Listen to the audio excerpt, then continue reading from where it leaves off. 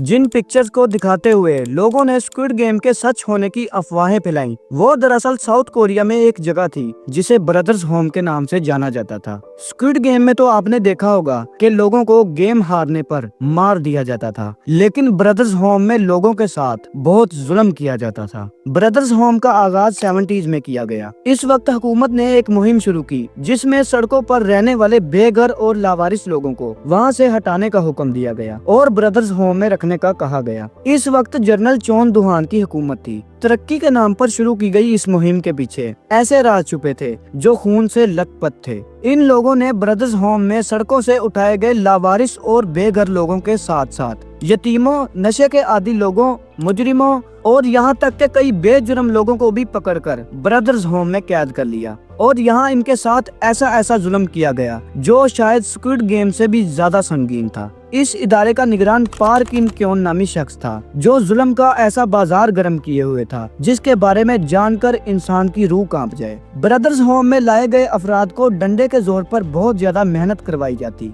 इनसे ये बिल्डिंग्स की कंस्ट्रक्शन, फैक्ट्रीज में काम, फसलों में मुशक्कत और बहुत से शदीद मेहनत वाले काम करवाते। इनसे ये काम करवाकर ब्रदर्स होम पैसे कमाता और इन्हें 1 रुपया भी नहीं देता। यहाँ पर बूढ़े, जवान और यहाँ तक के बच्चों और औरतों को भी रखा जाता था और इनसे काम करवाया जाता था। और इससे भी जालिमाना बात तो ये थी कि वहाँ का अमला और गार्ड्स औरतों और कम सिन बच्चों के साथ जिनसी ज्यादती और बॉडी टॉर्चर भी करते। यहाँ तक के कई बच्चों और औरतों के मरने का भी काफी सबूत मिला। यहाँ पर जो इंसान इनका काम करने से मना करता या इनके खिलाफ आवाज उठाता तो इसे ये बहुत ज्यादा टॉर्चर करते। यहाँ तक के कई लोग इनके जुल्म की हद से अपनी जान की बाजी हार बैठे। ब्रदर्स होम पर कानूनी कार्रवाई के बाद 500 से भी ज्यादा अफराद, बच्चों और औरतों के मरने या लापता होने के सबूत मिले। यहाँ पर जो ब्रदर्स होम के खिलाफ खड़ा होता या इनकी किसी भी छोटी सी बात का इनकार करता, इसे सख्त से सख्त सजा दी जाती। इनकी सजाएं भी बहुत जालिमाना थी। ये लोगों को रस्सियों से जकड़कर अंधेरी जगहों में रखते, विक्टिम्स को बिजली के झटके देते, इन्हें उल्टा लटकाकर या बांधकर लकड़ी की लाठियों से या लोहे की रोड से मारते पीटते, रस्सी से बांधकर उल्टा लटका देते और पानी के बड़े टैंकर्स में इन्हें डबो देते। यहाँ तक के पहले ही ब्रदर्स होम के विक्टिम्स को खाना बहुत कम दिया जाता था। ये लोग सजा के तौर पर इनका खाना भी कई दिन बंद कर देते। इनको ये इतना टॉर्चर करते कि कई लोग तो इनके जुल्म की ताब ना लाते हुए ही मर जाते।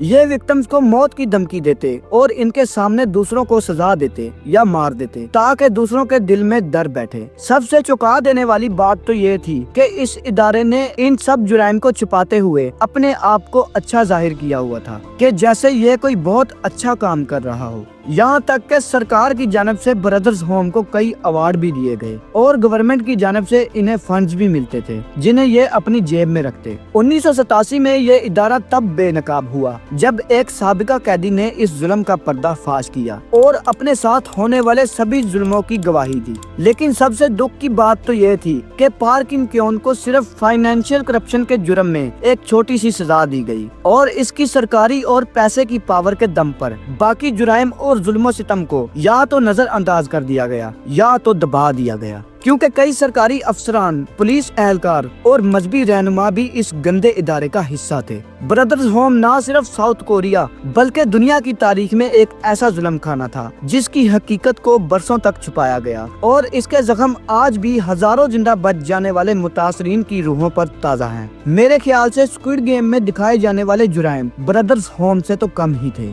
आपका इस गंदे इदारे के बारे में क्या कहना है? अपनी राय कमेंट्स में लाजमी दें और ऐसी ही और वीडियोस देखने के लिए मिस्टिव को सब्सक्राइब कर लें। मिलते हैं अगली वीडियो में।